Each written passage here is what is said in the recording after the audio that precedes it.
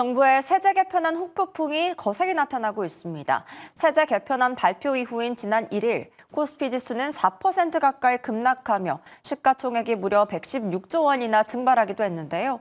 이번에 발표된 세제 개편안의 내용 다시 한번 자세히 살펴보도록 하겠습니다. 오문성 한국조세정책학회 회장님 모셨습니다. 안녕하십니까? 예, 안녕하십니까? 네, 반갑습니다.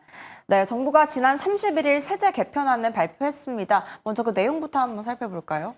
예, 올해 세제 개편안 중에서 중요한 내용을 몇 개 짚어보면요. 네. 최근에 이제 우리 인공지능, 우리가 이제 보통 일반인들은 챗GPT로 알고 있는데, 일단 우리가 생성형 어떤 AI 이런 쪽에, AI 쪽에 이제 어떤 지원을 하려고 해서, 예전에 R&D 비용 소액공제 대상이었던 7개 분야를 8개 분야 78개 기술로 올리면서 여기에 대한 부분을 늘린 거 하고, 그다음에 고배당 기업에 대한 배당 소득에 대한 분리과세 문제. 네. 이 문제는 제가 좀 이따 말씀드릴 것 같고요. 그다음 또 하나가 이제 법인세율을 이제 2022년 수준으로 환원한 것. 단계별로 1%씩 내렸었는데 다시 또 환원을 했습니다. 네. 요거하고 증권거래세율을 2023년 수준으로 또 환원을 했어요. 요거하고 그다음에 금융보험업에 대한 수익금액 1조 원 초과 구간에 대해서는 0.5%로 부과된 것을 0.5%포인트를 높여가지고 1%로 올리고 자본준비금에 대한 감액배당에 대한 과세를 시작했다. 개인에게도. 이게 이제 주요 내용이 되겠습니다. 네, 앞으로 하나하나 살펴볼 텐데 일단 그동안의 세제 정책에 대한 개선은 조금씩 이루어졌습니다만 이번에 세제 개편안이란 새로운 이름으로 대대적으로 개편이 이뤄졌거든요. 그 이유가 뭘까요? 이제 뭐 세제 개편과 세법 개정 뭐 이런 용어에 대해서는 저는 뭐 특별히 큰 의미를 두지 않습니다. 왜냐하면 우리나라의 어떤 세제 개편 또는 세법 개정이라고 하는 것은 매년 이렇게 이루어져 왔던 거거든요. 네. 그래서 요번에 조금 이제 단어를 잘못 이제 그러니까 새롭게 쓴 것 같아요. 네네. 그래서 이제 하나의 조금 이제 새로운 정부가 들어오면서 그 어떤 정부에 대한 색깔이 좀 달라졌기 때문에 이런 어떤 단어를 쓴 거 아니냐 하고 기본적으로 매년 이렇게 우리가 세법 개정 또는 세제 개편이 이루어지기 때문에 네. 올해 비전이라고 하는 가장 큰 타이틀은 진짜라는 말을 앞에 세웠어요. 진짜 대한민국 이렇게 네. 하듯이 진짜 성장을 위한 공평하고 효율적 세제. 근데 그 구체적 내용으로 들어가 보면 세액 기반을 확충한 것. 다시 말하면 지금까지 세수가 부족했던 것을 세액 기반을 확충해야 되겠다. 그래서 이렇게 돌린 것. 이게 상당히 중요한 하나의 어떤 물꼬라고 맥락이라고 보여집니다. 네, 그렇군요. 그렇다면 하나하나 살펴보도록 하겠습니다. 먼저 배당소득 분리과세 부분 이야기인데요. 배당소득에 대한 세 부담을 완화하고 또 기업의 배당 확대를 유도하기 위해 도입을 했는데 왜 이게 시장을 억누른 걸로 보십니까? 이 배당소득 분리과세라고 하는 게 본래 이제 우리나라의 기업들이 배당을 너무 많이 안 해왔어요. 다른 나라의 기업에 비해서 상대적으로. 그러다 보니까 배당을 많이 하게 만들려고 배당소득을 분리과세 하는데 그 이유는 분리과세를 안 하게 되면 종합과세를 하거든요. 네. 종합과세를 하게 되면 누진세율 구조가 더 세져요. 높이 세율이 적용되니까. 그래서 이걸 적용했는데 실제로 이제 우리 정부 입법안 내용을 보게 되면 민주당 이소영 의원 안이 있었는데 이 안보다는 굉장히 복잡하게 좀 나왔고요. 까다롭게 나와가지고 실제로 이 안에 해당되어서 어떤 배당소득 분리과세가 되는 그런 어떤 기업들이 얼마 될지 조금 우려스럽고요. 그래서 그런 부분들이 조금 이제 우리가 기대했던 것보다 조금 더 이제 좀 까다롭게 나오고 어렵게 나오니까 네. 좀 시장은 조금 여기에 대해서 실망을 한 것 같습니다. 그렇군요. 그런데 배당이 더 증가할 수도 있다 이러한 시각이 있는 반면에 삼성전자나 현대차, SK하이닉스 같은 대기업은 이 배당소득 분리과세 혜택이 없을 거라는 의견도 있거든요. 이에 대해서는 어떻게 보십니까? 예, 지금 이제 제가 말씀드린 것처럼 배당소득 분리과세에 대한 그 요건을 좀 복잡하게 만들다 보니까 이 부분에 있어서 삼성전자나 현대차, SK하이닉스가 실제로 이 부분에 대한 혜택을 볼 수 있는 요건에 해당이 안 되게 되면 여기도 해당이 안 되니까요. 그래서 그런 어떤 얘기를 하고 있는 것 같아요. 그래서 지금 뭐 까다롭다는 얘기는 이거는 제가 이 내용을 잠깐 보여드리면 전년 대비 현금 배당액이 감소하지 않을 것, 배당 성향이 40% 이상 또는 25% 이상으로서 직전 3년 평균 대비 5% 이상 배당 증가 법인.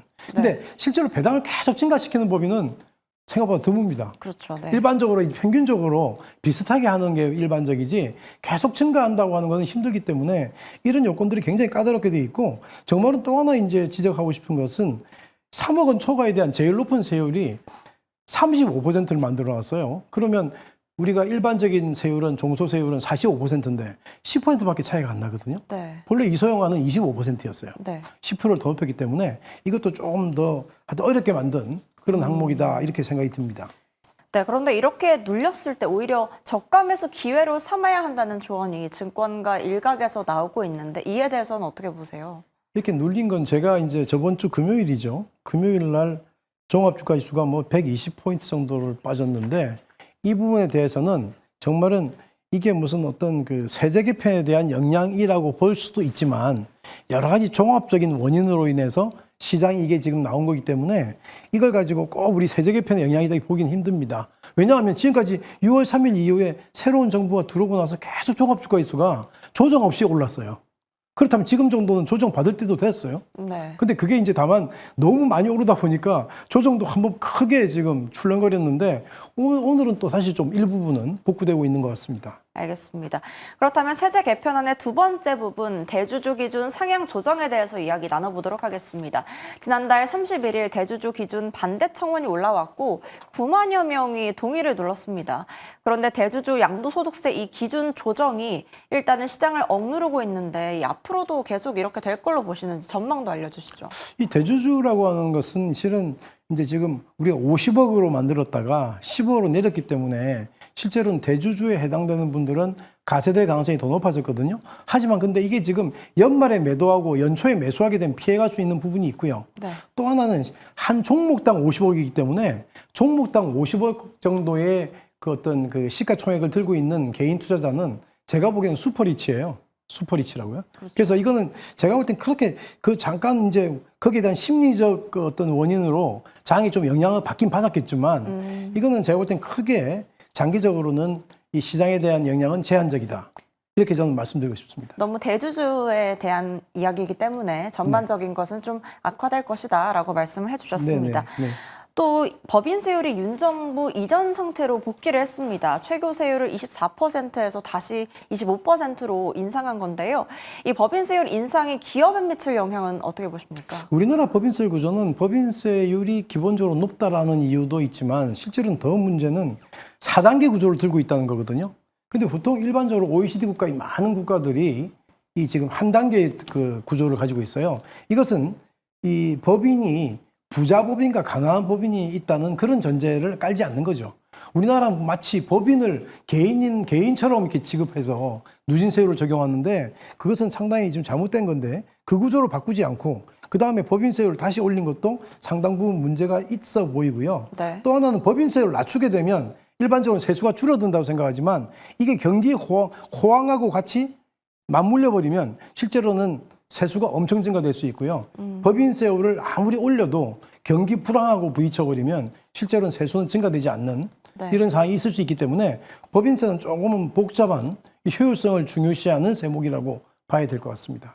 네, 그렇다면 이제 마지막 질문입니다. 이번 세제 개편안이 대주주 말고 아까 말씀하셨던 일반 시민과 중산층들, 일반 국민들에게 직접적으로 미치는 영향은 무엇인지 세 부담이 줄어들게 될 수도 있을 것 같은데요. 예, 그래서 이번에 뭐 우리 세제 개편안 내용을 보게 되면 제일 마지막 페이지에 이 세부담에 대한 기착 내용을 이렇게 정리해 놓거든요. 거기에 보시면 이 서민 중산층 여기에 대한 내용이 총 급여가 8,700만 원 이하인 자 정도가 돼 있는데 여기는 현재 지금 거의 뭐 많은 그 금액이 1,024억 정도가 세수가 감소되는 것으로 돼 있고 고소득자나 중소기업, 대기업이나 뭐 기타는 다 증가되어 돼 있는데 여기에 보면 대기업에 비해서 중소기업이 실은 세부담을 더 적게 하는 거로 돼 있기 때문에 지금까지 우리가 가져왔던 어떤 조세에 대한 철학 문제는 그대로 지켜지고 있다고 그렇게 생각은 듭니다.